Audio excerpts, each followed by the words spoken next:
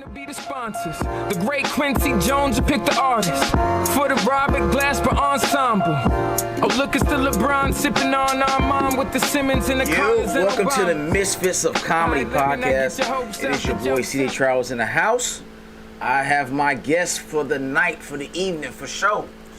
What they do? How y'all doing out there? Yo, what's good, my brother? Man, I'm great, man. First of all, I want to thank you for the opportunity to put for show on your podcast, Misfits Comedy. Misfits of Comedy. For Of show. comedy. Yeah.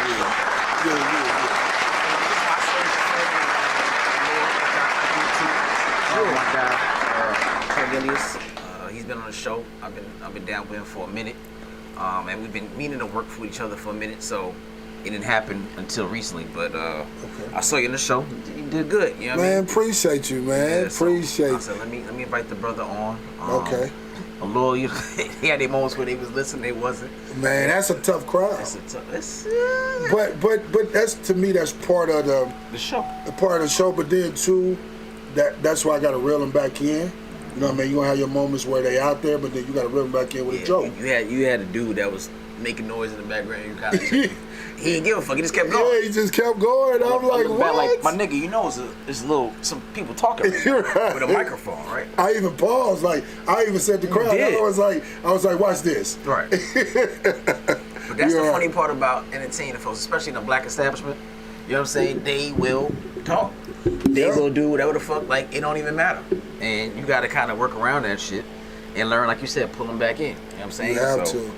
Yeah, because black people, we you know, especially we ain't seen nobody in a while. We're like, what's up? How you be? You know, we go into how your mama doing, how your grandma. Right. We go into all of that. Yeah. But at the wrong time, man. At the wrong time. Nigga, I done seen waitresses pass by to my microphone. Niggas smoke hookah and blows hookah smoke right in my face. I was at a joint in fucking Alpharetta. The bitch was literally turn and blow hookah smoke right in my face. Like, I said, bitch, really? Right. What are we doing? Right. What are we doing? It's not Michael Jackson. Look, why you blowing smoke in my face? And then they get mad. Right. Right. Like what? Like I don't understand that. Like, to me, it's like a bootleg. I feel like I be doing a bootleg show sometimes. Like, you know, in bootleg movies, they always have somebody walking by the screen. Yep. I feel like it's a bootleg movie sometimes. Yep. Or a comedy show. So yeah, I definitely feel that. Yeah. So where you from, man? So man, so I was born in Chicago, Flint, Michigan, Bedrock, okay. But I was raised between Flint, Michigan, and in Indianapolis, Indiana. Okay. Naptown. Right, Nap or nothing. That's where I was from. I got some friends from over there too. Yeah. That's good. Mike Epps over there, right? Yeah, Mike Epps. Salute to Mike Epps. I mean, he's putting Indianapolis on the map as far as the comedy scene. Absolutely. So, how long you been doing comedy? Over 2 decades, man. 21 years, man. Yeah. 21 years. Yeah, and it's crazy though, for me personally, a little bit over 2 decades in the game, I'm really figuring out. Like, I watch a lot of podcasts as well. This podcast, but I watch Godfrey, the comedian, he was talking about in the comedy games, it's just like regular years. Like, you know, you're a teenager and then you become, he said, once you're 21, you're an adult in the game. And so when I turned 21 in the comedy game, March 2nd of this year, I felt the switch. I felt the maturity in my comedy, and I'm seeing it more. And a good thing too is Atlanta comedians, Atlanta scene teach you. Yeah. Like you gotta have some skin. I remember I was one place in Decatur and I did a joke, and I thought it was my funniest joke. And I said, oh, y'all just didn't get it. Nah, he said, nigga, we got it. And it just wasn't funny. Right. But They'll tell you. Right, but they respect me because I kept going. And then after the show, I stayed around to talk and to mingle. Because sometimes, you know, as a comedian, you know, it's things like if you bomb or if you have a bad, you just dip. Right. But they respect me more and was like, okay, this guy really, really love what he's doing. Absolutely. Right. And you know, like you were saying, Atlanta comedians, because I performed in different, I'm from New York, so you know how saturated it is out in New York. Right. I performed in LA. So out here, it's a good diversity of comedians, but these comedians, like you said, come from all over the different country to come to Atlanta because it feels like Black Hollywood, right? Yeah, Get on. Right. A lot of entertainment. But they're sharp. they're really sharp. Yes, they are. So you can't go in there like I'm just going bullshit because I'll come in the room and I'm like, oh, this nigga on the lineup? Oh, Is she on the lineup? Oh, I gotta cover my motherfucking A game because you don't even know, you may not even know who you follow behind. Man, I went to 2 weeks ago, I went to a contest.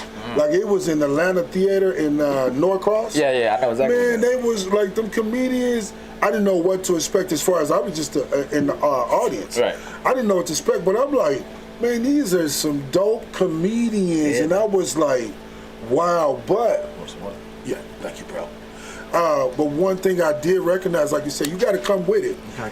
And I always say this: my son used to play AAU basketball.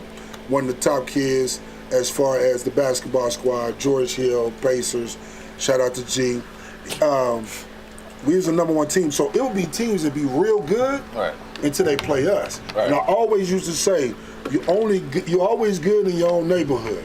But once you got to get out of your neighborhood and go, because I could have stayed in Indiana. Right. Like I'm pretty, for sure, the brand is pretty big, and I do shows where I get 500 people at colleges and stuff like that. Nice. Martin University. So I could have stayed there, but I knew I got to see how good I really am. Yeah. So I had to come to I call this the foreign country, and since I've been here, they've been showing me mad love because I'm just going out here doing me, saying telling my story the way I tell my story. Being you, absolutely. Yeah, that's it. They will steal your shit though. Be mindful.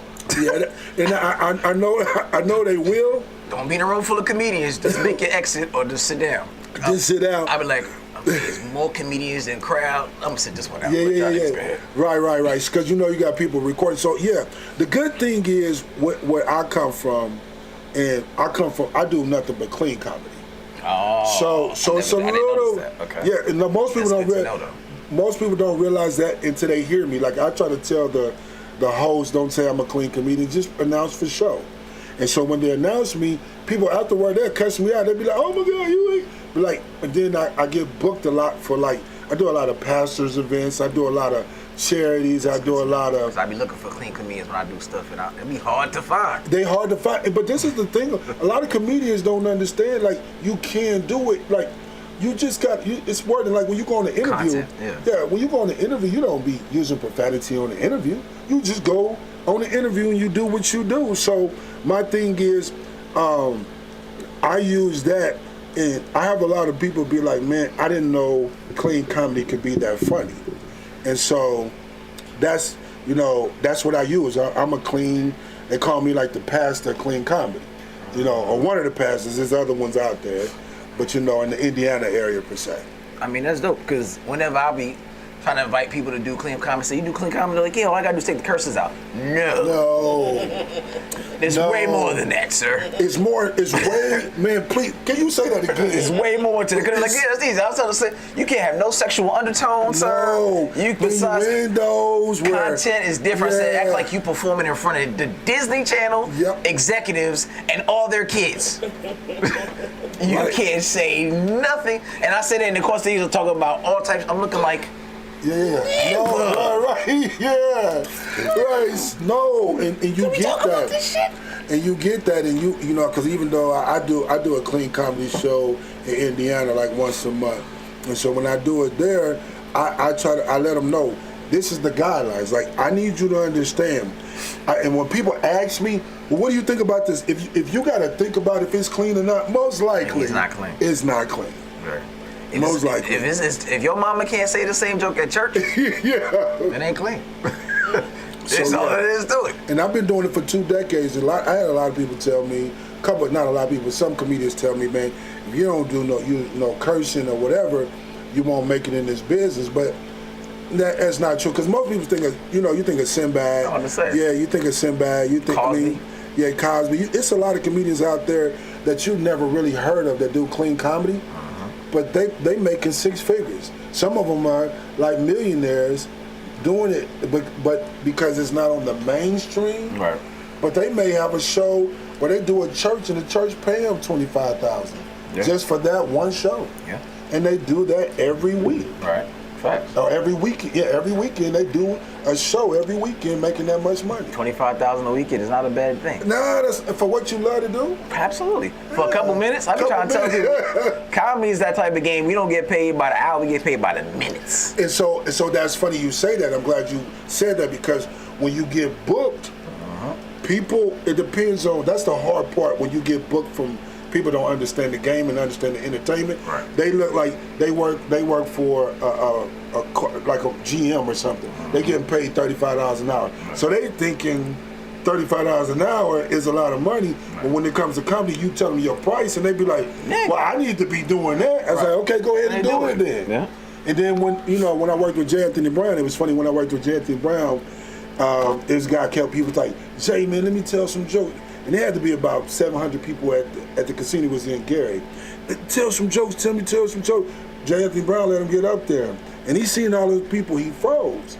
And he understood then, this ain't easy, man, because once again, your family know you funny. Thank you. Say it again. Your family know you funny. Right. But when you, in order to, like you say, you from New York. Like New York, I did a show in Philly, a clean show in Philly. And man, they was like literally booing the comedian that was up there. So you know how the East Coast stuff is. Yeah, we out the gate. Y'all grind. So that's the same thing in Atlanta.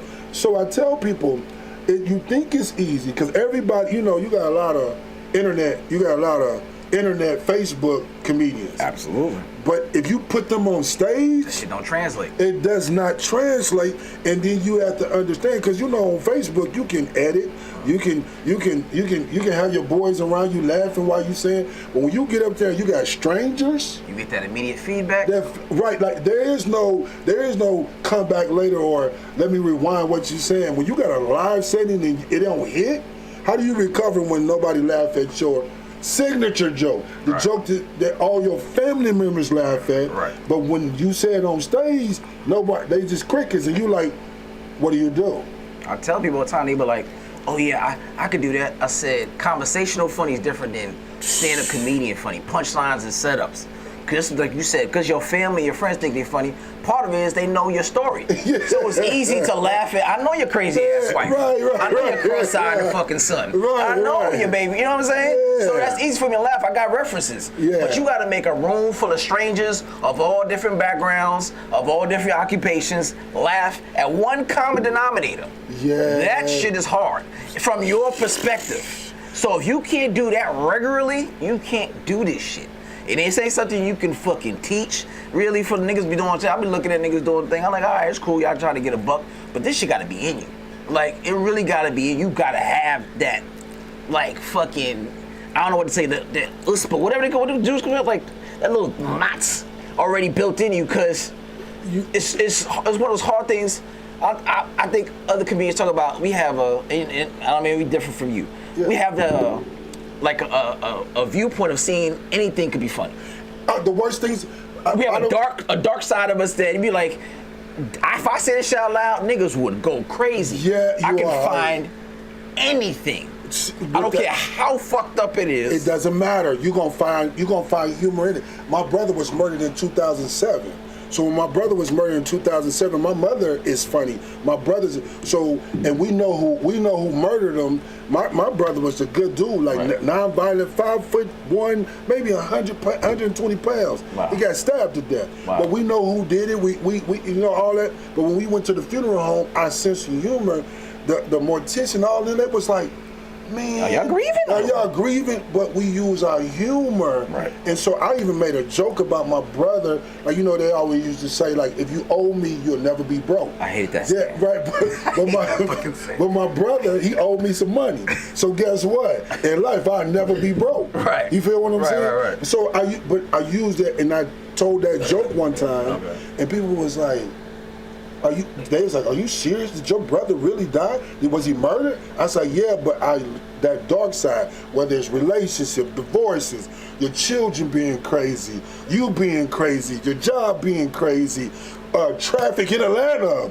You know what I'm saying? Everything's laughable. Yeah. But because what it is it's just like they say that a comedian has a schizophrenic. It's schizophrenic. He has that trait where we can because I tell people all the time, the hardest part about doing comedy is when you get done doing comedy. Because you got to come down to who you really are. Like when you up there, like, you know, people, when they see you, you know you're a comedian, they be like, tell me a joke. Right. But like, no, I can't tell you a joke right now. That's not how that works, baby. I can't tell you a joke right now because I ain't in the element. I ain't in the element because now you the real person. Right. And then when you got to come down from that high, especially you done killed the show, you got to come down. That high. Yeah. And when you come down, you like, oh man, like. Go back to the regular schedule program. Right. Then that's when the depression kicks in. Right. That's when whatever issues you dealing with. You back to it. Because when you get to that mic, I tell people, they like, man, you the most serious comedian I ever met. But when they call my name and I grab that mic, for sure is on stage. Your persona, yeah. So I used to tell women, if you fall in love with for sure is only on stage. outside of for sure, you better not fall in love with for show on stage because Donald Martin is different than for show. That's my alter ego. See, I like that. That's our superpower. Being a comedian is a superpower. You know what I mean? Like a motivational speaker. Like you know, you talk to different ones. You have singers. You have people be like, man, you're so stuck up, but they understand that who they are on stage. It's a persona. It's a persona. Absolutely. And who I am is different. So the audience, the fans, get it all mixed up because they thinking like, well, I thought you would be just like you was in that movie. You know, people get mad at people over a movie that they didn't play it in the movie, and they didn't even play that role in a while. Right. And then they be like, but until you do right by Black woman, until you do right by her, I ain't gonna talk to you. But that was just that was a person. That was in a movie, but they translated over to real life. Right. So we got a superpower, man. I tell a lot of women, that's how I get in your drawers. I laugh you right out that pussy. I ain't no Denzel Morris Chestnut, but drawers is up for play when I start making your ass laugh. Every time, nigga. He tall, he all that shit. Let me isolate your ass real quick like that line with these jokes. Right. Crossover. You know what I'm saying? Right, that's funny. So, I love it. In your 20 years of comedy, let me name a moment, your pinnacle moment, you was like, oh my God, this is it. I feel this is incredible, your best moment ever, and then one of your lowest moments, you're like, maybe I made to quit this shit. No, so you good. So my biggest moment actually was December 18th, I believe, of last year. I was at the Uptown Comedy Corner, and they have a Sunday brunch where I do the clean comedy. Shout out to Wade Ball. Wade Ball's my guy. He's really been supported. Because I was just going there, I seen the flyer, and I was just going there to support. I wasn't going there to, I'm the type of person, man, I go there to support. And when my time come, it will come. So after I support it, he said, man, I want you to do a show. So I did my very first show in December, and I got a standing ovation at the Uptown Comedy Corner. So that right there was my highest moment, because I remember I told you I had a situation where I did a joke, and the dude was like, that ain't funny. I broke my heart before, but but that's what I'm saying. But that's part of you got to get the scars, man. You got to get the cuts. So that was my lowest moment. Probably was, man, I probably had a lot of low moments, but I think I did a show in Indiana. I had just killed the show. I had 2 shows in one day. Killed the show early. I was hosting, boom, boom, boom, killed it. Then I had to drive to like 45 minutes to an hour away to do another show. It was the worst show ever. The dude didn't really want to pay me my money. He was like, I guess I give you this money. he said, I have to. He was a big dude. So I was like, if he was a little skinny, like, give me my money. Right. Give me my money. No, he was a big dude. So I'm thinking like, man, I may get whooped on this. I may just get whooped. But I hope he still just throw the money on my body. Yeah, as he knocked me out. Good fight, nigga. As he knocked me out, just throw the money on and say, here you go. Like, after I wake up, you know what I'm saying? At least I'll be paid. But that was probably my lowest moment, because I was like, I knew my confidence was so low. Like, mind you, having to drive back, I was driving back with 2 friends of mine. So mind you, that drive that was back, a quiet ride, baby. Right, and they was like dogging me, like, because the dude had a ventriloquist before me, and he was horrible. Like, he was talking, and so they said, oh, you gonna go up after that and basically do the same thing you did. Right. That's an hour drive, and I'm sitting there like, look, you know, when you look out the window, like you don't even look at them, you're just looking out the window, and you're like, I just want to kill myself. Yeah, right. And so comedy, you have to love comedy. You have to be in love with comedy, because if you don't, you're gonna have moments where, and there's plenty of times, man, I probably quit every day in my mind as far as how I feel sometimes. But I love, see, me and comedy, that's my girl. And so I love her. And even though she always say, let's bounce back. Come on, let's do it again. Let's go up there again. Let's do it again. And then you go one place, you be like, you kill it. You're like, oh, I got it. Then you go to another place, you be like, oh, that was okay. Right. And the funny thing about it is, some people don't even laugh at your jokes while you performing. But after the show, they become man, you was hilarious. I hate that shit. I mean, like, I despise that shit. I hate y'all niggas that do that shit. Yeah, I be like, I can't tell. Yeah, I can't tell. I be like, you was the funniest nigga up there. Yeah, I loved you. right. Bitch, I looked at your face the whole time. You ain't laugh. I hate that shit. Crack a smile. Do something. Just clap, just smirk, something. They just be looking stone-faced, because what I find out, though, especially in the black experience, one of the hardest things to do, because when you laugh, you're showing you vulnerable. You know, one of the hardest things to do, think about it, you're vulnerable. Right. Like most cats don't, one of the hardest things to do, it's hard to say no when you're laughing. We're going back to with the drawers and the panties, you know what I mean? Right. It's hard to say no.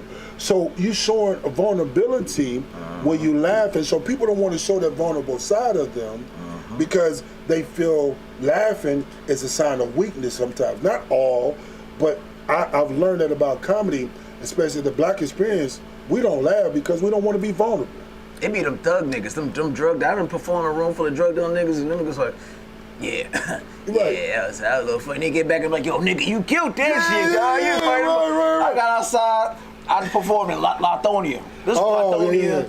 It was an old Wendy's, clearly an old Wendy's that niggas gutted out and made it to a club. Right. And I'm in there, I know I'm killing, I'm getting everything out of that motherfucking mic. Yeah. And these niggas in the corner, I can just keep seeing, just ice grilling. And I'm like, these niggas look like they shoot this hoe up. Bro. I finished, I did like 20 minutes, and I wasn't really supposed to do it. The dude invited me to watch him, and he was bombing, and the promoter's like, didn't you say you was a comedian? Yeah. And I went up behind him. He was supposed to be the closer. Yeah. And she's like, I got somebody else. And I went up there and killed his shit. So he was mad at me. Right, of course. She gave me some bread, and I went outside. Them niggas was outside. They pulled up in the car, rolled the windows down, mad smoke come out the window.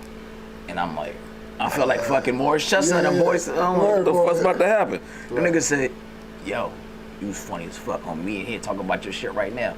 You want to hit it? I was like, oh, no, I'm good, but appreciate it. Yeah. Because I'm like, y'all niggas ain't laugh. He's like, nah, you can't be doing all that he shit. But you see what I'm saying about the vulnerability. Right, but he's like, yo, you funny as fuck, though. We in his car right now smoking, talking about your shit. So yeah, and that's true, bro. Like, that's where you know you got it. Right. Because when you can make people laugh that's not used to laughing. Right. On a regular basis, right. It becomes, man, I told you, it's a love, man. Facts. I love it. So how do you feel comedy shaped the conversation of today's society with the tough topics? We got to be now everybody is offended by so much stuff. So the shaping of comedy now, it's easier for me because I'm a clean comedian. But I feel for brothers like you that just want to go gung-ho on whatever subject you want to go. You still got to think like, am I going to be canceled? I know. You know what I mean? Because you have the political powers that be, and when I say political, I'm not just talking about Democrat, Republican, but the political powers that be will shut you down, and sometimes they'll shut you down. It's not that what you're saying is not funny, but sometimes you're better than them. Right. So comedy, if you're not secure in who you are, when you're talking about shaping everything, the subject that's going on, you got to be willing to be smart about how you present your. Clever. Yeah, you have to be clever. Now, as you get the money, Yeah, you can probably say whatever you want to say.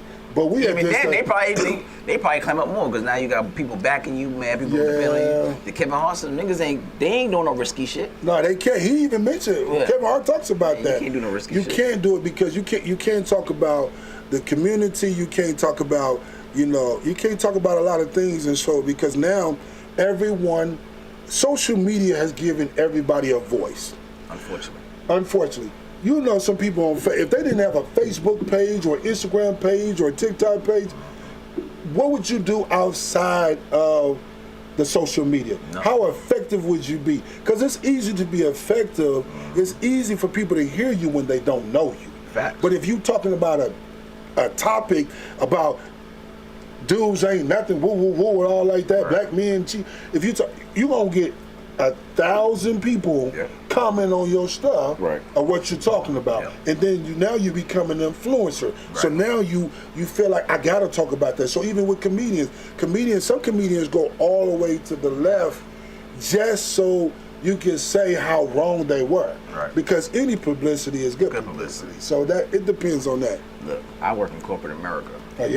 And I just saw one of my district managers look through my page. They let me know he looked through my profile. I said, oh shit. Right. You gotta be careful with that. You can't be friends. That's what I'm saying. I wasn't intentional, but my shit public. I didn't think about blocking them enough like that, but you just be like, oh, I hope he ain't seen nothing now. I ain't talking about work, so I'm like, you ain't got on the. You never know. You never know, man. So what are 3 elements that you think separate good comedians from great comedians? Good from great, I think the different elements for me is, first element is know your crowd. You gotta be able to observe the crowd. And that's the difference. You have a lot of good comedians that they have a set that they do, but they don't adjust. Right. So you gotta be willing to adjust to the surroundings, because sometimes you have uncontrollable issues. I had to learn that. I learned it. It took me only 7 years, but it took me a minute to kind of really understand. You have to, because and so I'm gonna go a little bit deep into that. Your crowd, like for instance, if you go in there, like say you don't get up to you don't perform until 8 o'clock. A great comedian goes in a little bit early, whether you know that, but you go in. Right. And so you'll go in, then you're gonna survey the crowd, because you gotta. If it's an older crowd. I said the same thing before. If it's an older crowd, you got to, especially like if it's an older black crowd, they love to talk about beating kids. You can talk about beating kids. You can talk about old school music. You can talk about and you can talk about how you was raised. You can talk about church. It could be the hoodest place. But if you got older people, but if it's a younger generation, you may want to talk about different things about either the music. Like you may come up on a song. That they love, and then you just tear that song apart. Right. Like like this. I listened to some song. It was just sound. I don't know who the rapper was, but I had to do a young people show, and I seen that. I said, "Oh, this is young," and the dude was like, he said, "I take the same amount of medicine that my grandma take." So I don't know who that was. It's been about 6-7 years ago, but I remember what my grandma used to take. Right. So then I was able to relate. This what y'all listening to. Not knocking what you listen to, but let me tell you what grandma medicine used to be right. on her nightstand. Right. So that's one element. Another element is you got to do your research. Do your research in whatever city you at. If you notice, like most of your major comedians, even if they come to Atlanta, they're whatever the hood is. What's the hood in Atlanta? Like Decatur or whatever. Bankhead. So in some way, somehow, they're gonna bring up that particular. I was over in Decatur. I was over in Bankhead. Cat Williams is good with that. Yeah. He's good at that. And so you may even find out. Okay, what's the do over there? Is there anybody over there that's known like who's a known crackhead over there? And then you be like, man, I was over there, man, and I was, Tony the crackhead. So then guess what's gonna happen? People gonna respond because they. Oh yeah, I know Tony. Right. Yeah, he stole from my mama. Now you getting them engaged because you did your research on where you at, and that's very important, from a good one to a great one. And then another element, you have to be able to writing is different for everybody. Some people can't even writing could be voice, it could be whatever, but you gotta be able to come. What makes you great as well? You gotta know what is your lane. Facts. What type of comedian are you? Are you a redirection comedian, or are you a Bernie Mac, or are you like a said entertainer? Are you and what I mean by that, you got to know your lane, because once you study comedy, like when you look at I'm definitely a redirection comedian. Yeah, I'm a redirection edgy comedian. Yeah, right. And so being from corporate America, your talk and your lingo, you can do both. You can do where you can be hood because you're from New York, but you can be corporate. And so no matter what, but I still can be funny in both elements because it doesn't matter, but I'm being me. Right. And so I think that you gotta grind, and you gotta be willing to lose money. That's what people understand. That's even in business. I teach this all the time. If I have a grand opening to a restaurant, some opening restaurant, I know people gonna come out for it. So I gotta hire more. I may have to hire 10 more waiters and waitresses that night, right. And I may break even or lose money. But guess what? But because it's important for my customer, right. Guess what? They gonna come back. Gotcha. Same thing in comedy. You gotta be willing to be like, I done took places where, man, you know what? They can't pay me, but it's an opportunity for it. Absolutely. Even in 20 years in the game. Yep, that's true. In 20 years in the game, I mean, listen, I'm still on the ground. People don't. I can walk in the airport, don't nobody know who I am. Facts. You know what I'm saying? Right. So I ain't made nowhere. I mean, I got some clout, but I ain't there like I want to be. Right. Absolutely. But I got to do my research, and I got to be willing to lose. Absolutely. So, what are your strengths? As you know, being honest, what are your strengths and what are your weaknesses as a comedian? So my strengths as a comedian is reading the crowd. Okay. That's one of my strengths, is reading the crowd and understanding in that. All right, we got a call. You got a call? You're on Misfits of Comedy. Who's this? What's going on? What up? Who this? It's Rodney. Okay, what's going on, Rodney? Not much. All right, how can I help you? I saw your ad on Facebook. Nah, I don't know what you're talking about, brother. Call back. So yeah, that was a call. It's Rodney. I saw your ad. Yeah, okay. Oh, you trying to prank call, nigga? Don't do that. Yeah. Ain't it, right? I don't know child support. I don't think, because they grown. Right. But yeah. So reading the crowd's your strength. Yeah, and so one of my weaknesses, man, is I'm afraid I'm always bomb. That's a weakness sometimes for me. I mean, I think that's everybody. Yeah. Well, yeah, but other than that, you know. Like Chris Rock, it was either Chris Rock or Dave Chappelle. They said if you still don't get nervous from doing this shit, you need to stop doing it. Yeah, if this shit don't still make you uneasy. I think I met Ricky Smiley one time. I remember him telling me he vomits every time he goes before he performs. Yeah. Like he's like I legitimately throw up every time before I go. If this shit don't still make you uneasy, right. Stop doing this shit, because you know what I mean? You ain't got it like that no more. Man. And it does. I done had anxiety attacks. And I be outside. Right. I should just go in my car right now. Like, nigga, you on a flyer. You can't go in the car. You got niggas in there looking for you. Man. So I just like, I had to get together. So I've learned with some of my mentors and shit, I don't go inside. If I'm about to perform and I know where I'm at and I get close to that, I'll be outside. Yeah, okay, that makes sense. I don't want them, whatever the energy from the crowd is giving to you, I don't want to see it. I'm like, damn, shoulders bomb. They're going to eat my ass up. I don't want to see it. That's a good, I want to come in there with fresh eyes. Right. I don't know what the fuck's going on. Yeah, and that's a good point. So, man, I go there to assess the crowd, like you say, see what shit I can pick up to talk about before I get into my jokes. But then I'm outside talking to the folks, getting comfortable in my zone. Because I don't want to see what's going on. Niggas like, oh, this such. I don't know that because I didn't see it for myself. That makes a lot of sense. And I go in there and do what I do because I'm not now. I don't have that prerequisite of knowing, damn, these niggas might do the same thing. I don't know what happened. That's a good point. I'm giving them fresh energy. So, okay, I'm going to use that. See, that's what I'm saying. I mean, that's being just a student of the game. That's a good concept because once again, you get on that stage, man, and when you talk about anxiety, I go through stages where I be like, God, is this what I really want to be doing? Like, you know, the second guessing or whatever, and going through all of that, man. But that's a good point. So this is my last question. I ask everybody this: dead or alive, top 5 comedians. Who you spend your last dollar to see when they come into town?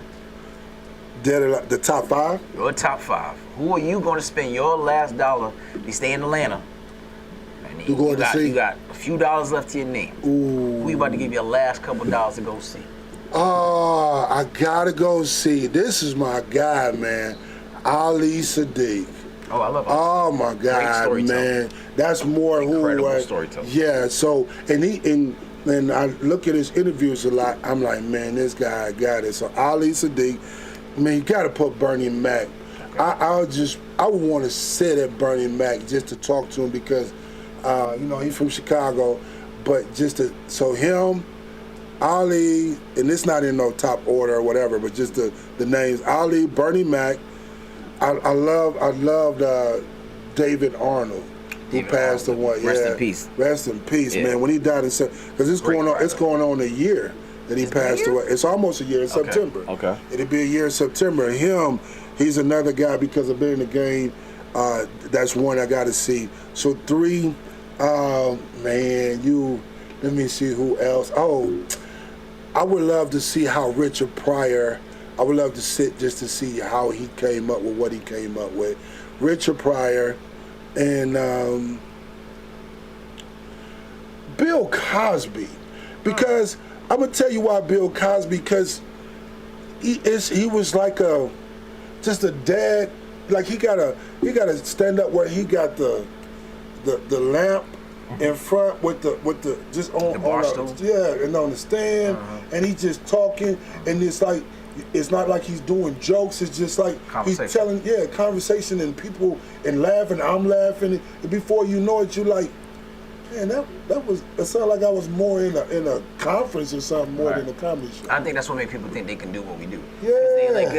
I talk all the time, and I'm funny when I'm saying. I'm like, no. Nigga, 5 minutes, I don't want to hear you do a Cosby joint. You got 5 minutes to bow, bow, bow, bow, bow. So you got to be pop, pop, pop, set up, pop, set up, pop. Yeah. 5 minutes, 3 minutes. Some clubs, it's 3, 4 minutes. When I got down here, you got to figure out how to do it. When I got down here, they was like, I went to Monticello's, and he was like 3 minutes. Now I'm like, so I'm from Indianapolis, so for shows in the building, woo woo woo, you know, everybody know who I am. Yeah. I'm down here, they like, so what's your name again? Right. And then they come back to you, so what's your name again? Right. Just give me 3 minutes. You be like, 3 minutes? Yeah. But I respect, because they don't know me. Yeah, you gotta come with it. You gotta come with it, and you gotta, that has to be your, whatever joke that you have in your bag, that right in the be, mouth. And then be like, I see y'all later. Yep, because if you don't, they be like, I remember that nigga. And we're not putting them back on. And you can't, and that's that shit's gonna make or break in them 3 minutes. And that's another part about being good and great. Right. Respect and time. Absolutely, man. Respect. If you tell me to do 10 minutes, I'm doing 9 minutes and 45 seconds. Because the last 15 seconds is going to be, you can follow me on for show 413. Absolutely. You know, so respect. Don't go over. And then too, when you amongst the great comedians, and like I've been amongst Sid the Entertainer and all them, once you're amongst great comedians, don't think you got to joke your way into them liking you. Yeah. You know what I mean? Learn how to serve. I worked with Teddy Carpenter. Teddy Carpenter, you know, good dude. When I worked with him, I went in there as a servant. Hey, what you need? Like, what you want me to do on this joke? What do you want me to, what do you want me to stay away from? Because I mean, it don't matter. I've been in the game for 2 decades. It doesn't matter. Right. This is Teddy Carpenter. I've been watching you since I was 17. Yeah, absolutely. And you was like, you got the #1 watched set in the history of Def Comedy Jam. Right. But I'm here to serve you. Matter of fact, I'm not even joking. Because when we back in the green room, he's just sitting there like, man, this is my 6th show. I'm tired. Right. So you need water. You need me to bring you something. Right. Other than, and so I could text him and he'd be like, you know, and I don't even text him about comedy. I just be like, you good. Praying for you, bro. And so that's how I got, that's a straight up no chaser when it came in December, is because I built a relationship with Mr. Carpenter. He always tell me, don't call me Mr. Carpenter. I said, or Teddy Carpenter, when I built a relationship with him, he got me backstage passes to the show. Because I wasn't. That's part of being great. I'm not here to prove to you that I'm funny. Right.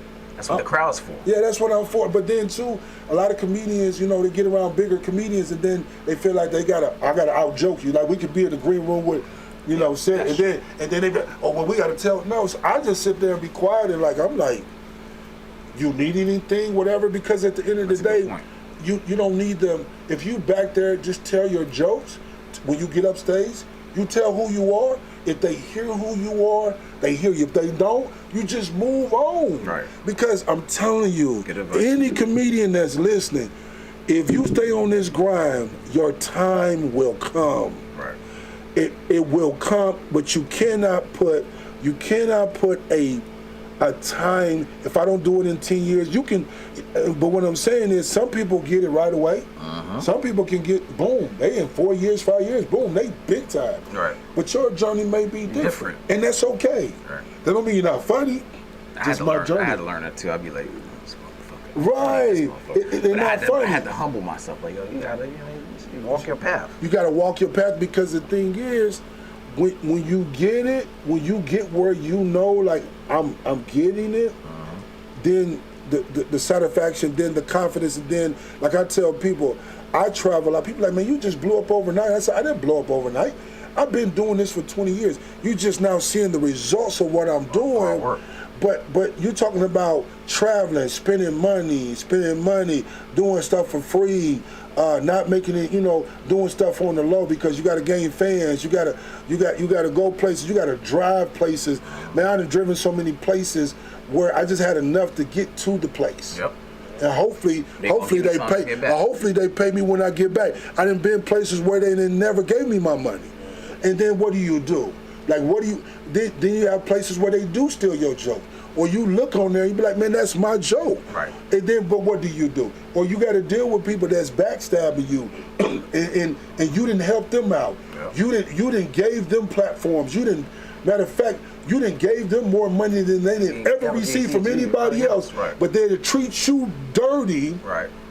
But then they forget what you've done for them. How do you deal with that? Because we say show business, but it's really business show. So in the business game, you can't take it personal, even though man, I can't believe this dude talking crazy to me, or talking crazy behind my back when I done X, Y, Z. Facts. That's facts. All right, that's a good game right there, baby. Yeah, man. All right, so we're gonna get into some of these topics. You know what I mean? Let's go. All right, so you got a black woman that quit her job because everybody know Beyonce was this weekend, right? Yeah. You all know the female Jesus was here. Oh this my weekend, God, they was shutting the whole damn city down. I was in that traffic. You know what I'm saying? So a black woman quit her job to attend Beyonce's Renaissance tour after her paid time off was not given to her and denied by her boss, and she put up a sign that said, Beyonce, I quit my job today because I'm not going to let this job break my soul. Quoting one of her songs. Whoa, she did that? Yes. She married? I don't know. She divorced. She divorced now then. Come on, man. Man, hold on. Wait a minute. So you telling me, and then she got the nerves to say she had the nerves to say, you break my soul? She quoted Beyonce's song because she had a song talking about breaking her soul. So, don't break my soul. Yeah. She was trying to play off the words. Like, the job ain't gonna break my soul. I quit these motherfuckers because they try to hold me back from seeing you, baby. Beehive. So, didn't Beehive leave? She gone, right? She gone. She was here for just a couple days. So the chick is still here? Yeah. Oh, okay. And oh, okay. So she's still here. She got bills that's still here too. Yeah, that's what I'm saying. Her bills ain't going away. So she used all her PTO to pay for the ticket because she probably took vacation to pay for the ticket to get that. Right. And then now she gone. So did Beyonce respond? No. Who did she want to respond to? Oh my God. She's the donkey of the day according to Breakfast Club. Like, so my thing is, imagine your lady said, "Hey, baby, I didn't get that time off. I put it in, and they took the shit back, but I got them. I quit that shit, and I'm gonna go see this Beyonce concert." And so I'm gonna be. Then my response is, "You my ex lady."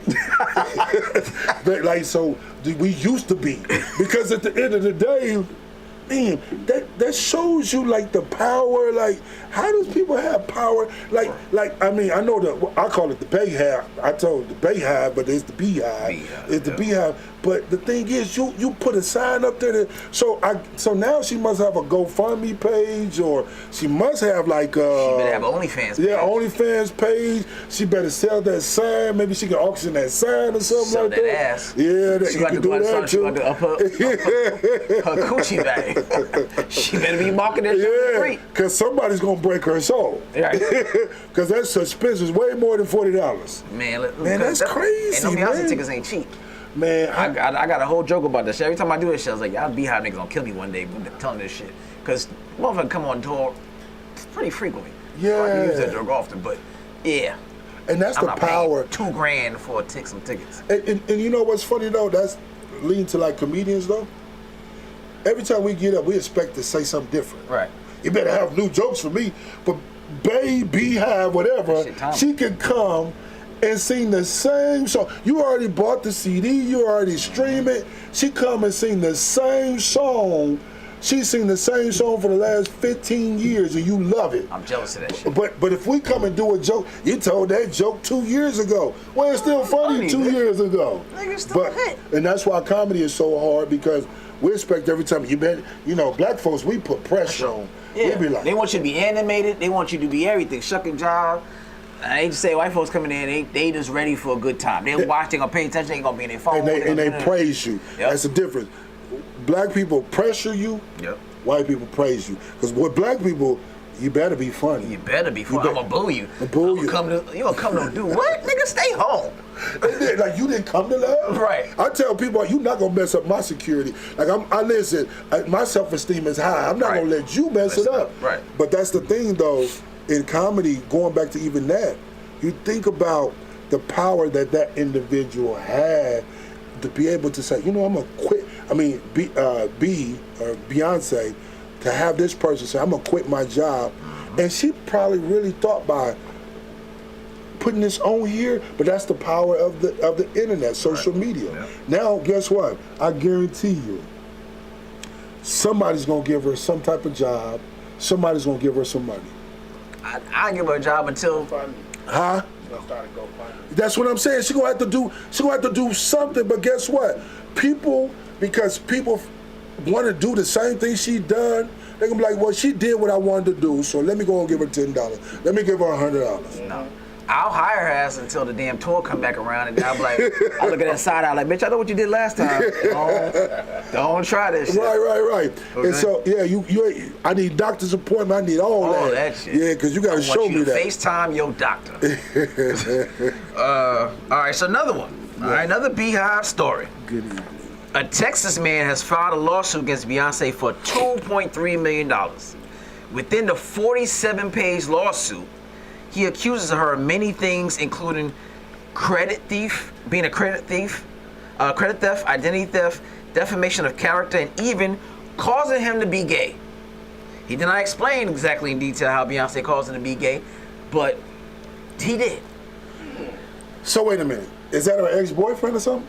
It's nobody she know. I mean, as far as I know, he in the same state that she's from. Right, because he's from Texas. He's from Texas. So my thing is, wait a minute. Credit theft, identity theft, defamation of character, and even causing him to be gay. How the hell does she cause you to be gay? And I know the community. I know the alphabet is not behind that. Right. They are not. Wait a minute. And so let you take their queen down. Yeah. 2.3 million. Yes. You know we're a litigation type society. For anything. So my question is, like, you go that high, I guess, just to get maybe $2,000 or something, because you're not getting no 2.3 million. Credit theft, like, man, people are crazy, man. You know what I'm saying? And now that's national news. Yes. Well, not national, but yeah, that's worldwide news. Right. I'm still tripping out because I'm gay. Right. I'm trying to figure out how you gonna put that in the court. How you say being gay is because of Beyonce? Well, I guess it rhymes, being gay because of Beyonce. He needs to come out with a song. Nah, he need to cut that shit out. I mean, if he wants to make $2.3 million, he's about to get his ass beat. Yeah, he better not. You better cut it out. What you ain't gonna do. That is crazy. So now you got a chick that quit her job for that, and now she causing you to be gay. Imagine Beyonce in her dressing room looking like, these niggas is crazy. Man. This shit. Cause I heard her ass make about $16 million a day. 16 million a show. day? A show? Mm-hmm. Gee, 16 million a show. She ain't even finished. She ain't even hit international Europe part of her tour yet. Right. $16 million, man. 16 to 17 From million. Destiny Child. Oh yeah. From Say My Name. Say my bills. Bills. Yeah. I mean, now you 16 million. Man. Jay-Z probably like, that's my girl. That's my girl. What's the upgrade from Beyonce? Nothing. You can't get, I mean, and then, because like you said, she He did. ain't fucking Oprah. Yeah. I mean, he ain't fucking Oprah. Yeah. He got $2 billion now. He don't need Oprah. I mean, Yeah, Oprah, but she said, man, I was looking at a podcast with Tyler Perry. He said, man, she got a check one time. She thought it was a Social Security number. damn. A social. That's not. Was that? How many numbers is that? 9 numbers, like 9. Is that yeah. 9 numbers? What? 3, 4, 9 numbers. Yeah. She said she got a check, bro. That was she thought it was a Social Security number. Must be nice. God, man. Must be nice. And so just imagine, man. It must be nice. Yeah, I get I don't get no Social Security number kind of checks, but I get like a My Social Security check I used to get was shit. I get a credit score check. You say credit score. You got a Nigerian man that canceled his wedding after he saw his soon-to-be wife comment under a Facebook post saying she would cheat on her husband or soon-to-be husband for $1 million. So imagine there's a arbitrary meme out there post and it say, how much would it take for you to cheat on your husband? And you say $1 million and you just about to get married. And your husband see this post has been shared 1,000 times. He didn't kill her? You know, black folks, we ain't killing yet. We ain't that. Well, I don't know, man. Past crime of passion. Yeah, but this is so she put that on there before? Facebook, before her wedding. Man, lady. Man, $1 million to get me to suck off another nigga before. But as a dude, I'm probably like, man, I may find a dude that we gonna set ass up. or I may find a million that will do it, but then when it's done and then I marry, divorce her, I get half of that check. I made $500,000 on setting my wife, future Blackmail. wife. Yeah, I'm blackmailing my future wife. So then when we get married, she get the $1 million. You know, I get half. Yeah, I'm divorcing you. Give me my money. Remember that dick you said on? Right. I get half. Give it to me. Divorce. Yeah, you know what I mean? Your Honor, the proof is here. Look at Facebook. Yeah, it says it right there. That's all we need, nigga. It's Facebook. But that's the thing. That's the power of social media as well. So you have the audacity to put that. She didn't think he was gonna see it. He was gonna see it. And niggas like, What? in Nigeria, like, oh really? Yeah. Oh, okay, I got something for your us. Yeah. You no longer. You don't know that nigga. Go get my cattle. No. No, let me get my cattle back from your dad. Right. I gave 3 goats for you, bitch. That's how you treat me? Yeah. May goats back. May goats. All right, just got this dude named Mark Anthony Gonzalez, a 26-year-old man from Atwater, California, has been arrested after breaking and entry into women's homes and rubbing their feet while they were asleep. Rubbing their feet together? Rubbing the women's feet, giving them massages while they sleep. But some women may not mind that, because women go around nowadays be like, that's the number one thing on their list when you're in a relationship. Can you rub my feet? But that's different when a nigga wake up and you got some stranger at the bottom of your bed like, shh, don't worry about that. But I'll be like, right. Go right back to sleep. I'm doing what your boyfriend does. Yeah, the Lord's work. I'm doing the Lord's work. Yeah, I'm washing the feet. But this is the thing. So he didn't just do it. So he did it multiple times. Multiple times. Multiple homes. He didn't want no money. He didn't want no coochie. He just wanted rub your feet.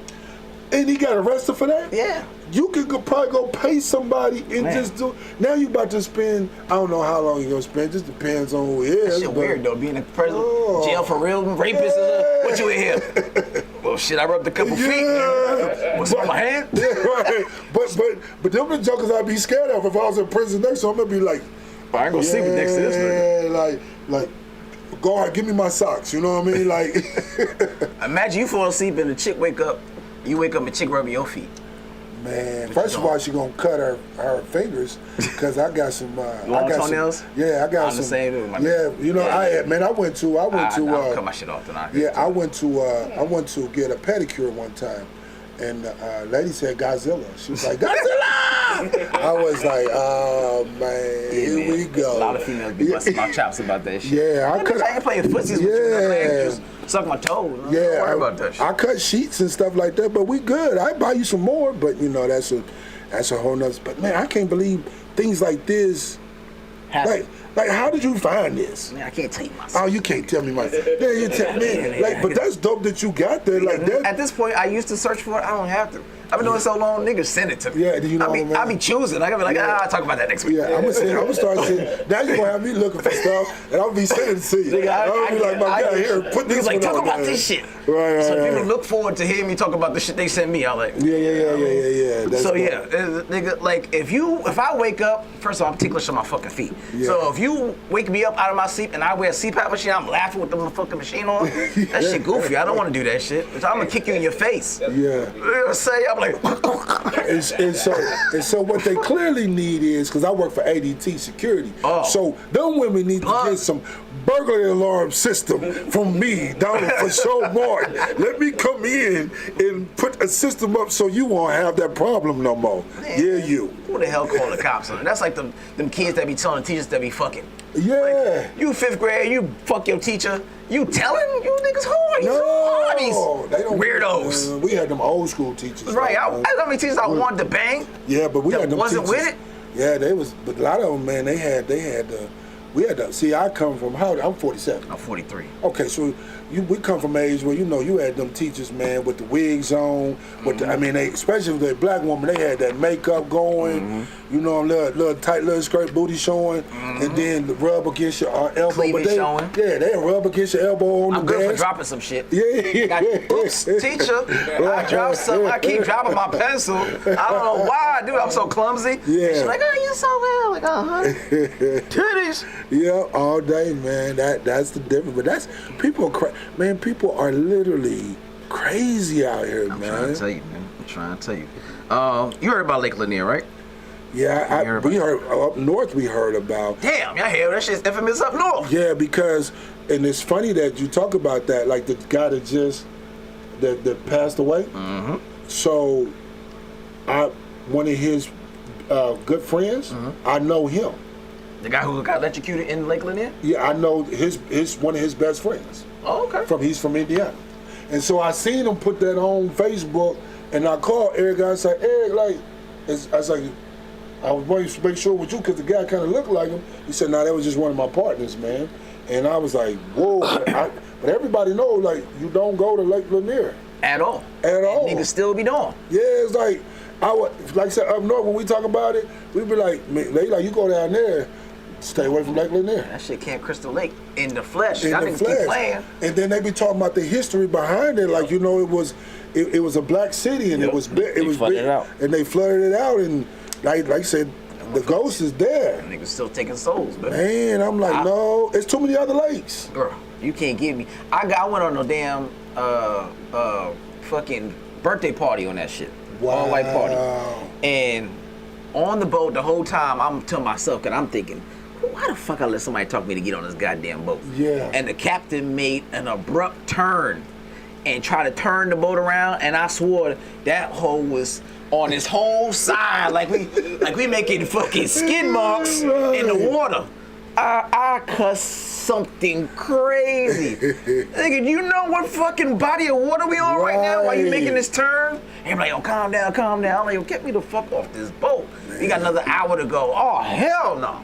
When I got to shore, I kissed that fucking ground. Yeah. I said, thank you, Jesus. If you ever see me get on this goddamn road, take my ass immediately, because I'm never coming on this bitch. Man, I feel you on that one, bro. Captain, what is you thinking, man? You know, it was shallow over there, so I had to make the turns. I won't go get stuck. Nigga, man, I thought I was going to kiss that goddamn ocean. I feel like I looked down, like that shit was so turning. I looked into the water, and it was always like, come on.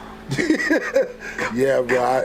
Some things I'm just not gonna do anymore. Yeah, that shit anymore. Never happened. I know about that Lake Lanier, man. Lake Lanier. We don't go. Lake Lanier. Don't go. Man. Don't go. No, but niggas like, I'm a strong swimmer. Not and that's Lake what Lanier strong. They said he could swim. Yeah, they all can swim. Man. Until that current come get your ass. Man, I'm good on that shit. State of Florida, one of my favorite states to talk about. Oh Lord. Just signed a new bill getting rid of permanent alimony for couples who have divorced. It's called the First Wives Advocacy Group. The First Wife Advocacy Group of mostly older women who receive permanent alimony says this will destroy their lives because they won't get their payments anymore. The name of the bill is SB 1416, which includes doing away with what's known as permanent alimony. The great governor, Mr. DeSantis, approval came a year after he nixed several bills that sought to eliminate permanent alimony and set up a form for alimony amounts based on the length of time you were married. So it's a bunch of older women who have been far divorced, 20, 30 years, and still getting alimony. And they're like, nigga, we've been living off this shit for a minute. You're fucking us up. He's about to take that shit away, which I'm not even a fan of that shit. You know what I mean? I just think child support, I bet, but I'm supposed to pay child support and your way of living. Go get a motherfucking job. Like, is Georgia like that? Alimony? I don't think so, but I want to be surprised because Georgia do a lot of backdoor old shit too. So now the phrase is cheaper to keep her. Now you can get a divorce. So whoever came up with whoever signed on that law, it don't work in Florida. Yeah, but whoever signed that law, they're probably getting a divorce right now. After they sign that, if they sign and agree with that bill, they say, okay, we can get a divorce. You know who it is? It's the DeSantis. This nigga that's getting rid of black slavery out of the textbooks. And is he the one that said that the benefits of slavery? Right. This nigga trying to run for, he trying to run for president next year. He doing all the hard Republican type shit that they want to do. He just doing it because he's trying to show, hey, I'm for you, I'm for the people, I'm for the you know what I'm saying, political party. And he just go hard in the paint. He ain't apologetic about this shit or nothing. He just go.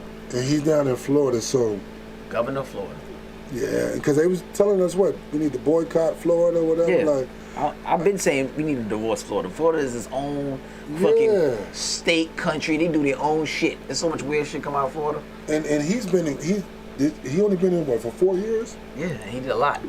He's done a lot. Yeah, because he banned in the books, he banned in all the stuff that's going on. Now he's signing that, which I don't necessarily disagree with that, but you can tell, man, he got his motives behind what he's doing.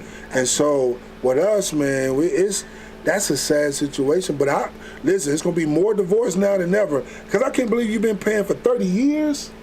Forever. Man, I don't know about some that states, one. I don't know, New York or something, it'd be like, yo, your alimony is good until you get married. So we intentionally don't be getting married, just be having boyfriends for 39 years and never get married. Never get married. Like, why marry you? Yeah, will you get married? Like, no, nigga, I'm getting a check. Fuck you.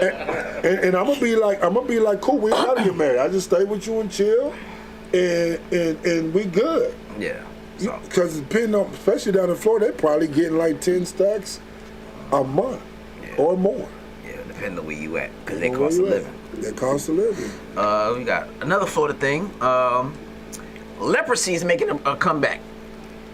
Good old leprosy outbreak in the state of Florida. They have 159 new cases reported in 2020. The Center for Disease Control and Prevention has reported that 81% of current leprosy cases are located in Central Florida. What makes the outbreak even more disturbing is the disease is only incredibly rare in the United States. They said that leprosy can cause numbness, which enlarges the nerves that appear as painful lumps under your skin, nosebleeds, and nose congestion. If untreated, the condition can lead to blindness and disfiguration.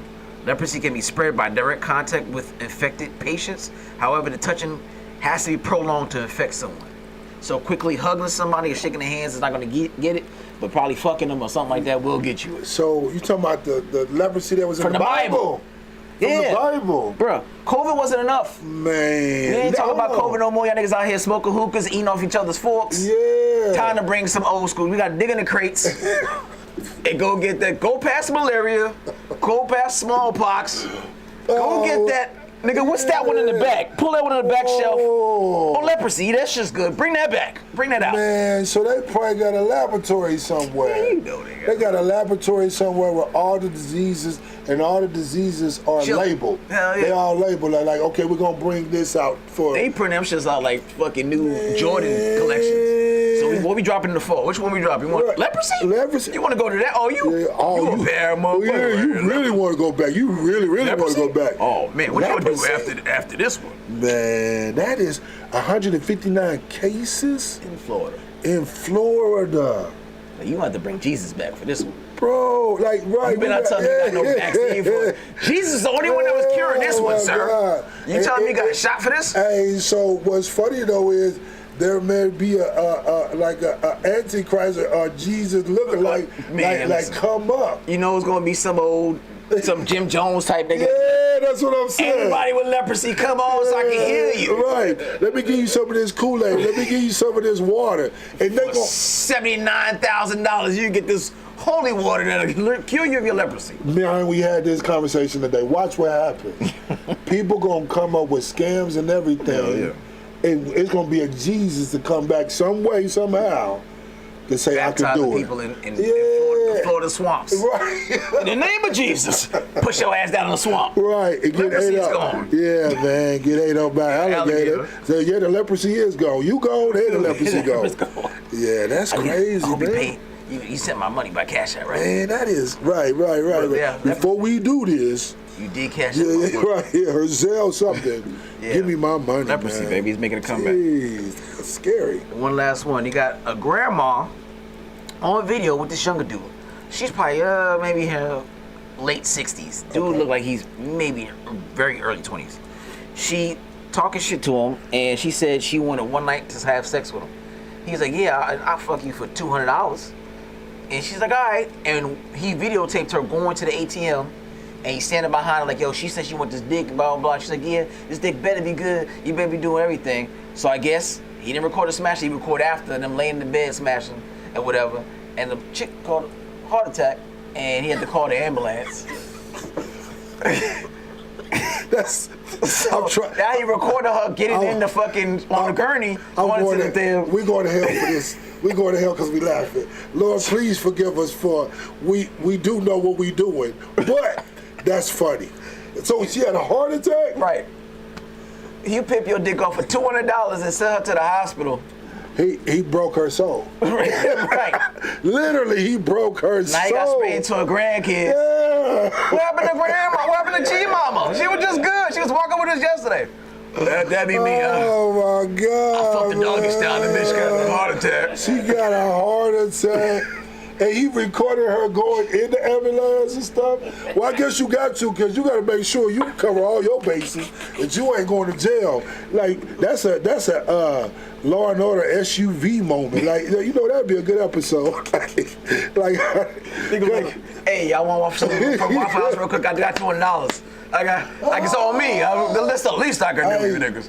His stock just went up though, cause all the old women. Hell yeah. I'm on my land.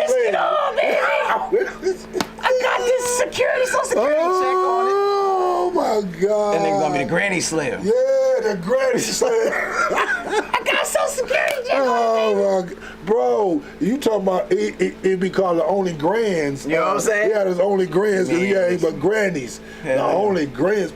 I'm telling you, he about to make some serious money. You gotta be looking at your grandmother's phone like, who the fuck you talking to? Daquan? No, hang up on that nigga right now. Yeah, I'm not talking to no fucking Daquan no more. You gotta have like an intervention. Like, you know what I mean? We're going to counseling, granny. You ain't about to do this, but man. Fuck this nigga. Yeah, like that's crazy. $200 though.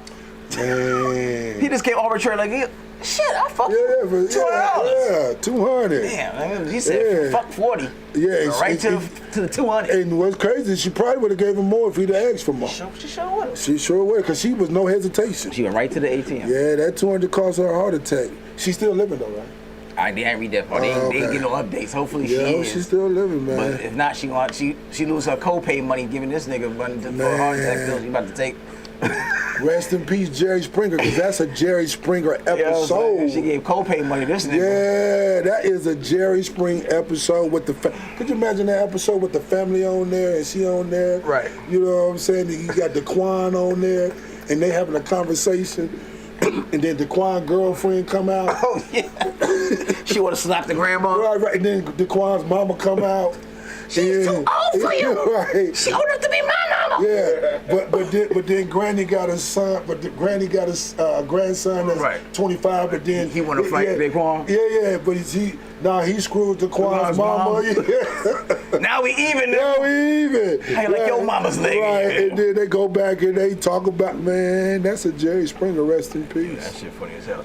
So as we end the show, brother, what you got coming up? Give your social medias, all that stuff. Okay, so social media, you can follow me on my Instagram handle is for show. It's FOSHO.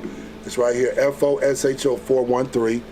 You can I got a comedy page called Delivering the Funny. You can follow me on Facebook. TikTok is for show 7575. So that's what I do, man. And shows I got coming up. Working on a show for October 13th. I definitely let you know, bro, about that, October 13th. But mostly I'm out of town, man. I got Chattanooga September 16th. Okay. I got that. And then I'm trying to see what I got in Atlanta going on. As of right now, I don't have anything going on in Atlanta. It's just pretty much in the Midwest. But I will be in the Midwest this weekend, the 26th, 27th. And then I'll be in Chattanooga. And then I got some shows October 6th. And then December, man. That's just where I'm at right now. But they coming in, man. They coming in. What about you? Yeah. I got shit going on too. I got skits. You know, I'm back working on my girl Nikita. You know what I mean? So we drop one on Sunday. We drop them Sundays and Thursdays. I got skits coming up. So please, so if you need an actor, let me know. You know what I'm saying? No, for sure. Real talk. Like, share, comment. Yeah. I got a podcast I do with my homeboys called The Bearded Kings on Sundays as well. That goes up on YouTube on every Wednesdays. So check that out. And of course, one of the best podcasters in Atlanta. You heard what I'm saying? Best comedy podcast in Atlanta. I agree. For the last 7 motherfucking years. The original. Been married, duplicated, but it can't be. You know what I'm saying? But it is what it is. Every Wednesday, 8 o'clock, Misfits of Comedy. Yep. All right? And we're going to have more guests next week, more funny folks coming through, more insight in this comedy game. And if you have not seen this episode, I don't know why you wouldn't, you can catch us on YouTube, SoundCloud, Mixcloud, Spotify, Facebook, Misfits of Comedy, Instagram, Misfits of Comedy. We are on Pandora. We are on Roku TV, Amazon Music, iTunes, Google Play, everything. There's absolutely no reason that you say you haven't been able to see it. You can watch it over and over again. Try to listen while you're driving to work. Listen while you feeding your baby. Whatever you want to do. All right? Because we in this every Wednesday, 8 o'clock. All right? So we got my man for show. Thanks for coming down, my brother. Man, thanks, bro. Appreciate the opportunity. Yeah. Slap you next Wednesday, all right? Peace.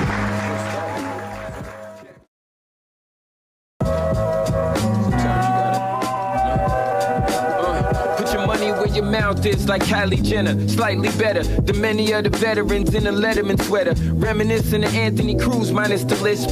Leave you niggas hella confused minus your bitch. Said she wanna roll with the winners like Maverick. She's a goner, hop in a sprinter like magic. Made her smile like young rolling out of Duval. For a while, I moved more box than U-Haul. I rap for niggas with a mortgage, just real life. Ain't with all that hype beast performance. For fathers and daughters who got recitals, embellished with the fellas, cigar night revival.